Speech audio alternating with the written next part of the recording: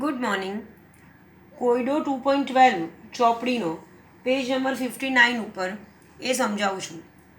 રકમમાં એવું કીધું છે તમને કે 25 ગ્રામ બેન્ઝિનમાં ઓગાળેલા 2 ગ્રામ બેન્ઝોઇક એસિડ અને એનું ઠાર બિંદુ અવનયન તમને આપી દીધું છે. હવે 25 ગ્રામ બેન્ઝિનમાં ઓગાળેલા એટલે બેન્ઝિન એ દ્રાવક છે, એનું વજન W1 25 ગ્રામ. તમારે અણુભાર શોધવો હોય તો એનો M1 78 ગ્રામ પર મોલ મળશે. એમાં મેં 2 ગ્રામ બેન્ઝોઇક એસિડ ઓગાળ્યું છે. બેન્ઝોઇક એસિડ એટલે C6H5COOH, બેન્ઝિન રિંગ પર COOH અને બેન્ઝોઇક એસિડ કહેવાય. એ દ્રાવક છે, એ દ્રાવ્ય છે. દ્રાવ્યનું વજન W2 તમને આપી દીધું છે 2 ગ્રામ, અને એનો અણુભાર શોધું તો મને 122 ગ્રામ પર મોલ મળશે. આ મેં જે રેડ કલરથી શોધેલો છે. હવે આ જે અણુભાર શોધું છું એને એનો સામાન્ય અણુભાર કહેવાય. જે હું ગણતરી કરીને શોધું છું એને એનો સામાન્ય અથવા તો નોર્મલ અથવા તો સૈદ્ધાંતિક અણુભાર કહેવાય. બીજું આગળ રકમમાં એવું કહે છે કે એનું ઠાર બિંદુ અવનયન 1.62 કેલ્વિન દર્શાવે છે. દર્શાવે છે એનો મતલબ શું કે પ્રેક્ટિકલી ઠાર બિંદુ અવનયન એટલે ઠાર બિંદુમાં પ્રેક્ટિકલી આટલો ઘટાડો જોવા મળે છે. તો એ જે ડેલ્ટા ટીએફ ઠાર બિંદુ અવનયનને આપણે સંજ્ઞાત્મક રીતે ડેલ્ટા ટીએફ કહીએ, એ જે ડેલ્ટા ટીએફ મળ્યો એને હું પ્રાયોગિક અથવા તો ઓબ્ઝર્વડ ડેલ્ટા ટીએફ કહું છું. તો ડેલ્ટા ટીએફનું મૂલ્ય મને મળ્યું 1.62 કેલ્વિન. આગળ રકમમાં એવું કહે છે કે બેન્ઝિન માટે મોલલ અવનયન અચળાંક 4.9 કેલ્વિન કિલોગ્રામ પર મોલ છે. મોલલ અવનયન અચળાંક એટલે KF સંજ્ઞા વડે બતાવાય. અને એવું યાદ રાખો છો કે મોલલ અવનયન અચળાંક હંમેશા રકમમાં જે દ્રાવક હોય એનો જ લેવાય. અહીંયા બેન્ઝિન દ્રાવક છે અને એનો મોલલ અવનયન અચળાંક આપી દીધો છે.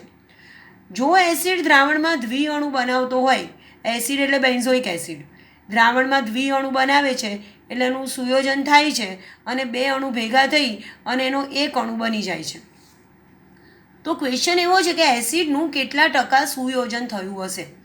હવે મેં તમને લાસ્ટ લેક્ચરમાં સમજાવ્યું હતું એવું કે કેટલા ટકા સુયોજન થયું છે એવું પૂછ્યું હોય તો તમારે પહેલાં સુયોજન અંશ આલ્ફા શોધવો પડે, અને પછી એ સુયોજન અંશને તમે 100 વડે ગુણો એટલે તમને સુયોજનના ટકા મળે. તો હવે સુયોજન અંશ આલ્ફા શોધવા માટે મારી પાસે 2 રીતે ગણતરી કેવી રીતે કરીશ તે હું 2 રીતે આઈ શોધીશ અને બંને વાયને સરખાઈ દઈશ એટલે મને આલ્ફા મળશે. તો પહેલી રીતે આઈ શોધવા હું પહેલા બીજા અને ત્રીજા વોન્ટ ઓફ અવયવ આઈ શોધવાના 3 સૂત્ર આપ્યા હતા. એમાંનું પહેલું સૂત્ર ધારો કે વાપરું છું. પહેલું કે બીજું ગમે તે સૂત્ર વાપરી શકું. આ દાખલામાં હું પહેલું સૂત્ર વાપરું છું. તો આઈ એટલે નમો છેદમાં ઓમ એટલે સામાન્ય આણ્વીય દળ છેદમાં અવલોકિત આણ્વીય દળ. સામાન્ય એટલે સૈદ્ધાંતિક અથવા તો ગણતરી કરેલો જે આપણે સ્ટાર્ટિંગમાં કર્યો 122 ગ્રામ પર મોલ. અને અવલોકિત આણ્વીય દળ એટલે સૂત્રમાં કિંમત મૂકી અને M2ને સૂત્ર કરતાં કરો અને જે મળે એને અવલોકિત આણ્વીય દળ કહેવાય. અહીંયા તમને ડેલ્ટા ટીએફ પ્રેક્ટિકલી કેટલો મળે છે આપી દીધો છે. Is equal two KF into આ M2 છે, દ્રાવ્યનું વજન છેદમાં દ્રાવ્યનો અણુભાર ગુણ્યા 1000 છેદમાં દ્રાવકનું વજન, અને એમાં M2ને સૂત્ર કરતાં કરો તમે અને જે M2 મળે એ બેન્ઝોઇક એસિડનો અવલોકિત આણ્વીય દળ કહેવાય. સૂત્રમાં કિંમત મૂકીશ તો મને M2ની વેલ્યુ મળશે 241.98 ગ્રામ પર મોલ. જુઓ, મને જે સામાન્ય ગણતરી કરીને જે અણુભાર શોધ્યો તો 122 મળ્યો હતો, અને પ્રેક્ટિકલી જે અણુભાર શોધ્યો એ 241.98 ગ્રામ મળ્યો. અને એ બેનો ગુણોત્તર લઉં છું નમો છેદમાં ઓમ પ્રમાણે તો મને આઈની એક ચોક્કસ વેલ્યુ મળી 0.5041. હવે તમને આઈ શોધી નાખ્યો, પણ હવે બીજી રીતે આઈ શોધું છું કારણ કે મારે આલ્ફા શોધવો છે. મેં લાસ્ટ લેક્ચરમાં તમને સમજાવ્યું હતું કે બીજી રીતે આઈ શોધો છો એ હંમેશા આ જ સૂત્રનો ઉપયોગ કરો છો. સુયોજન પછી કણોની સંખ્યા છેદમાં સુયોજન પહેલાં કણોની સંખ્યા, અને દર વખતે સુયોજન થાય એટલે આ જ મેથડ કરવાની કે બેન્ઝોઇક એસિડનું સુયોજન થાય છે તો એના 2 અણુમાંથી એનો દ્વિઅણુ બની જાય છે એટલે 2 અણુમાંથી એક અણુ બને છે. ધારો કે શરૂઆતના મોલ 1 છે, આનું કશું નથી લીધું, એનો સુયોજન અંશ આલ્ફા છે એટલે આલ્ફા આના વપરાય છે તો આના 2 વપરાતા હોય તો 1 બને, તો આલ્ફા વપરાય છે એટલે α/2 બને. અને સંતુલને બાકી રહેલા મોલ કેટલા તો 1 લીધો તો આલ્ફા વપરાઈ ગયા, 1 - આલ્ફા બાકી રહ્યા. કશું નહોતું લીધું, α/2 બન્યા એટલે α/2 બાકી રહ્યા. હવે મારે ગણતરી કરવી છે સંતુલન અને સુયોજન પછી કણોની સંખ્યા. એટલે પહેલાં બધા સંતુલન જે હતા એ બધાનો સરવાળો કરું છું તો 1 minus alpha plus alpha by 2, એટલે મને કણોની સંખ્યા મળી સંતુલન પછી 1 માઇનસ આલ્ફા બાય 2. અને સુયોજન પહેલાં કણોની સંખ્યા કેટલી હતી? 1. એટલે આઈમાં કિંમત મૂકું છું તો સુયોજન પછી કણોની સંખ્યા એટલે 1 માઇનસ આલ્ફા બાય 2 છેદમાં સુયોજન પહેલાં કણોની સંખ્યા એટલે 1. તો મને આઈની કિંમત મળી I is equal to 1 minus alpha by 2. આ બીજી રીતે આઈ મળ્યો. અને બંને વાયને સરખાવું તો 1 minus alpha by 2 is equal to, પહેલી રીતે તો આલ્ફા મને મળી જ ગયો તો આઈ મળી જ ગયો તો મને 0.5041. બંનેને સરખાવું છું તો મને આલ્ફા બાય 2 પરથી આલ્ફાની કિંમત મળે છે 0.992. આ જે આલ્ફા મળ્યો એને હું સુયોજન અંશ કહું છું. અને સુયોજનના ટકા શોધવા છે એટલે સુયોજન અંશને હું 100 વડે ગુણી નાખીશ તો મને જે 99.2% મળે એ સુયોજનના ટકા મળ્યા કહેવાય. આવી રીતે તમે કોયડો 2.12 ગણો છો. હવે ધારો કે મારે કોયડો 2.13 ગણતરી કરવી છે તો 2.13 કોયડામાં શું કરું છું? તમને એવું કીધું છે કે એસિડિક એસિડનું કદ 0.6 ml છે. એસિડિક એસિડની ઘનતા 1.6 ગ્રામ પર ml છે. એસિડિક એસિડ એ દ્રાવ્ય આપ્યો છે. રકમમાં એસિડિક એસિડ એ દ્રાવ્ય છે. દ્રાવક તરીકે પાણીનું વજન તમને 1000 ml આપ્યું છે. હવે તમને તરત જ સ્ટ્રાઇક થવી જોઈએ કે પાણીની ઘનતા 1 ગ્રામ પર ml છે. એટલે હું પાણી માટે 1000 ml કહું કે 1000 ગ્રામ કહું એ બંને સરખું જ કહેવાય. ફરીથી તમને ડેલ્ટા ટીએફ આપી દીધો છે 0.0205 ડિગ્રી સેલ્સિયસ. આ જે ડેલ્ટા ટીએફ છે આપી દીધેલો એને અવલોકિત, ડેલ્ટા ટીએફની વેલ્યુ રકમમાં લખી છે કે આટલી અવલોકિત કરવામાં આવી. એટલે આ જે ડેલ્ટા ટીએફ છે એને તમારો અવલોકિત ડેલ્ટા ટીએફ અથવા તો અવલોકિત સંખ્યાત્મક ગુણધર્મ કહેવાય. તમારે બે વસ્તુ શોધવાની છે, એસિડનો વિયોજન અચળાંક કેટલો અને વોન ઓફ અવયવ આઈ કેટલો, એ તમારો ક્વેશ્ચન છે. હવે મેં તમને આના પહેલાંના દાખલામાં કીધું એવું કે તમારી પાસે ડેલ્ટા ટીએફ છે એટલે તમને કેએફ તો જોઈએ જ. કેએફ હંમેશા દ્રાવકનો જોઈએ. અહીંયા દ્રાવક તરીકે પાણી છે અને પાણીનો કેએફ 1.86 કેલ્વિન કિલોગ્રામ પર મોલ છે. દાખલાની રકમમાં અહીંયા તમને કેએફની વેલ્યુ નથી આપી, પણ જો સ્પેશિયલી દ્રાવક તરીકે પાણી હોય તો કોઈક વખત રકમમાં કેએફ ના પણ આપ્યો હોય તો તમારે પાણીનો કેએફ યાદ રાખવો પડે 1.86 કેલ્વિન કિલોગ્રામ પર મોલ. મારે બે વસ્તુ શોધવાની છે, વોન્ટ ઓફ અવયવ આઈ અને વિયોજન અચળાંક કે એ. હવે વોન્ટ ઓફ અવયવ આઈ શોધવાની લાસ્ટ લેક્ચરમાં મેં તમને 3 મેથડ કીધી છે, એમાંથી પહેલી અને બીજી ગમે તે એક મેથડનો ઉપયોગ કરી અને તમે આઈ શોધી શકો છો. હું તમને બીજી રીતે કેવી રીતે આઈ શોધવાનું એ સમજાવું છું. અહીંયા મેં સૂત્ર 2નો ઉપયોગ કર્યો છે. તો આઈ શોધવા માટે મારી પાસે સૂત્ર છે અવલોકિત સંખ્યાત્મક ગુણધર્મ છેદમાં સામાન્ય સંખ્યાત્મક ગુણધર્મ. અવલોકિત એટલે જે આપી દીધો હોય, અહીંયા તમને જે આપ્યો છે અવલોકિત છે. અને સામાન્ય સંખ્યાત્મક ગુણધર્મ એટલે સૂત્રમાં કિંમત મૂકીને જે શોધો એને સામાન્ય સંખ્યાત્મક ગુણધર્મ કહેવાય.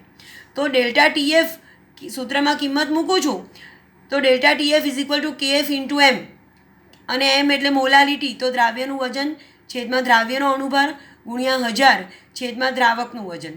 દ્રાવકનું વજન એટલે પાણીનું વજન. તમને 1000 ml આપ્યું છે પણ આપણે 1000 ગ્રામ લઈએ તો ચાલે. હવે અહીંયા તમને કેએફ પણ આપી દીધો છે પણ દ્રાવ્યનું વજન નથી આપ્યું. તમે રકમમાં જોજો, દ્રાવ્યનું વજન આપવાને બદલે તમને દ્રાવ્યની ઘનતા અને એનું કદ આપ્યું છે. કદ પણ આપી દીધું છે અને ઘનતા પણ આપી દીધી છે પણ વજન નથી આપ્યું. તો આપણે શું કરીશું? ઘનતા બરાબર દળના છેદમાં કદ સૂત્રનો ઉપયોગ કરીશું. એટલે મને દ્રાવ્યનું વજન મળશે. દળ બરાબર ઘનતા ઇન્ટુ કદ કરીશું એટલે મને અહીંયા દ્રાવ્યનું વજન મળ્યું 0.636 ગ્રામ.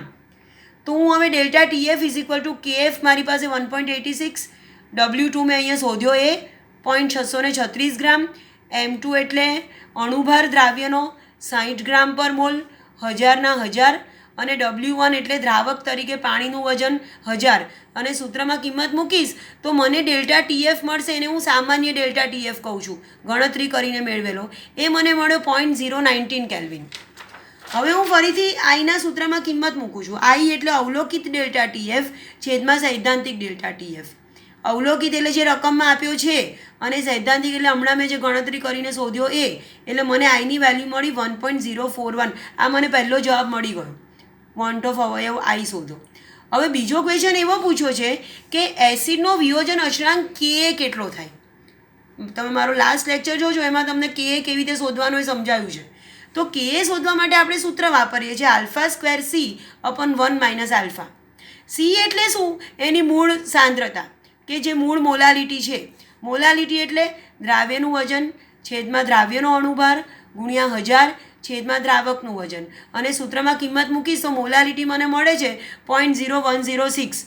આ જે છે એ તમારો સી આવ્યો. હજી મારે આલ્ફા શોધવાનો બાકી રહ્યો. આલ્ફા એટલે એનો વિયોજન કે સુયોજન અંશ. હવે એ કેવી રીતે શોધવાનો? તો ગયા દાખલામાં આપણે આલ્ફા શોધ્યો. અહીંયા આલ્ફા એ વિયોજન અંશ છે. એસિડિક એસિડનું વિયોજન થાય છે H+ અને એસિટેટ આયનમાં. એટલે ધારો કે આના સી મોલ પર લીટર લીધા છે, કશું નથી લીધું. આના વિયોજન અંશ આલ્ફા છે, એટલે આના સી આલ્ફા વપરાય, આના સી આલ્ફા બને, આના સી આલ્ફા બને. સી લીધા હતા અને સી આલ્ફા વપરાઈ ગયા, એટલે સી - સી આલ્ફા બાકી રહ્યા. આના સી આલ્ફા બન્યા અને આના પણ સી આલ્ફા બન્યા. આ તમને લાસ્ટ લેક્ચરમાં મેં થિયરીમાં સમજાવ્યું છે. હવે આ શોધવાનું સૂત્ર છે, ત્રીજું સૂત્ર, વિયોજન પછી કણોની સંખ્યા છેદમાં વિયોજન પહેલાં કણોની સંખ્યા. એટલે વિયોજન પછી કણોની સંખ્યા એટલે આ જે સંતુલન એ કણોની સંખ્યા મળે એનો સરવાળો, એટલે C - C alpha plus C alpha plus C alpha, અને છેદમાં શરૂઆતના કણોની સંખ્યા કેટલી લીધી હતી? સી, તો છેદમાં સી. આ માઇનસ પ્લસ ઉડી ગયું એટલે તમને છેલ્લે મળશે I=1 + α. આ તમને બીજી રીતે આઈ મળ્યો. ઓલરેડી તમે પહેલી એક રીતે આઈની મૂળ વેલ્યુ શોધી નાખી છે 1.041. આ બે આઈને આપણે સરખાઈ દઈએ છીએ તો I=1 + α અને I=1.041. આ બેને સરખાવું છું એટલે મને આલ્ફા મળે છે. આ જે આલ્ફા મળ્યો એ મારો થયો વિયોજન અંશ. ધારો કે તમને વિયોજનના ટકા પૂછ્યા હોત તો હું આને 100 વડે ગુણી નાખત તો મને વિયોજનના ટકા મળત. પણ અહીંયા તમને વિયોજન અચળાંક પૂછ્યો છે, એટલે હું સૂત્ર કે બરાબર વિયોજન અચળાંક કે બરાબર α²C/1 - α. સી એટલે મેં હમણાં આગળ ગણતરી કરીને બતાવ્યું એ મોલાલિટી, અને આલ્ફા જે હમણાં મેં શોધ્યો એની કિંમત આવી 0.041, અને સૂત્રમાં કિંમત મૂકી દઉં તો મને કે મળે 1.87 × 10⁻⁵, અને આને તમારા દ્રાવ્ય પદાર્થનો કે એસિડનો વિયોજન અચળાંક કહેવાય. હજી સ્વાધ્યાયમાં બીજા 2 દાખલા છે આ ટાઈપના, એ ગણતરી કરવાનો પ્રયત્ન કરજો. અહીંયા તમારું સેકન્ડ ચેપ્ટર પૂરું થાય છે. Thank you.